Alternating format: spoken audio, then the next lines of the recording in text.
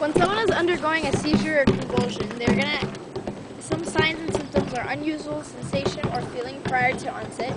Drooling of the body may become rigid. Eyes roll upward, may urinate or defecate. They may experience sudden, uncontrollable muscular contractions. When someone's having a seizure, there's really not that much you can do except hold their head. You want to make sure that they're not slamming it down anymore, but you don't want to restrain it. After they're done having a seizure, you want to make sure that they maintain an open airway so that nothing's blocked. You want to make sure that their tongue hasn't rolled up. You never ever want to put your fingers inside their mouth because they might bite you. Then you also want to put them into a recovery position and keep them there for a little while. Make sure that their airway is still maintained open. After they've been in this position for a while, you want to roll them back over, and you want to check their sample history, and you also want to check their physical.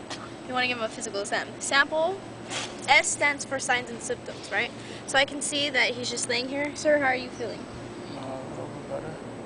A little bit better, okay. Are you allergic to anything? Not that I'm aware of. A stands for allergies. M for medication. Do you take any medication? No.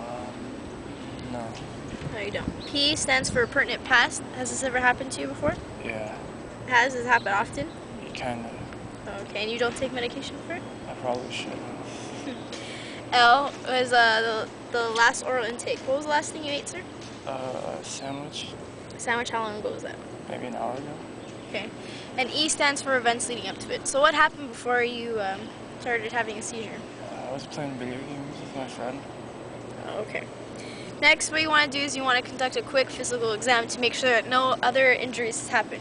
So what you want to do is you want to run their hands through your hair to see if there's any cuts or any fluids leaking out. You want to check their forehead, you want to check their cheeks. You just want to check all the bones in their face to make sure everything's there. You want to check their eyes to see if they raccoon eyes. You want to check any nostrils. You want to check their nostrils to see if there's fluids coming out. You want to check their ears to see if there's fluids coming out, and you want to check the inside of their mouth to see that they didn't bite off their tongue. You want to check the back of their neck, make sure that they have no neck injuries. You want to check the front of their neck to see if they have tracheal or jugular deformities, distortions. You want to check their collarbone. You want to palpate their shoulders, push in firm to make sure they're stable.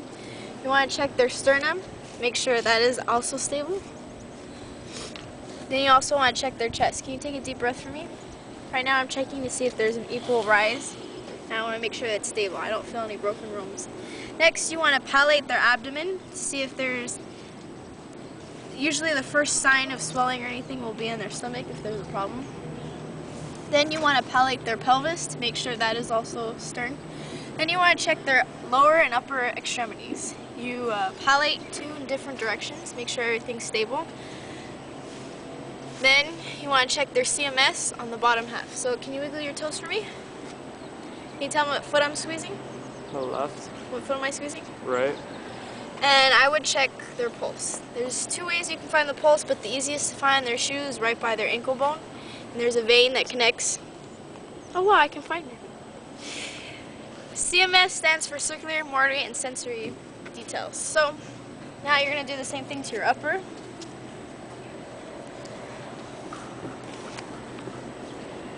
I'm going to check their circulatory by checking for capillary refill. I see it. I'm going to check his motory by asking him to squeeze my hands. Can you squeeze my hands for me, please? Both of them. Can you do it at the same time? You're going to check his sensory by asking him what hand am I squeezing? Right. What hand am I squeezing? Left. Alright. And that's it.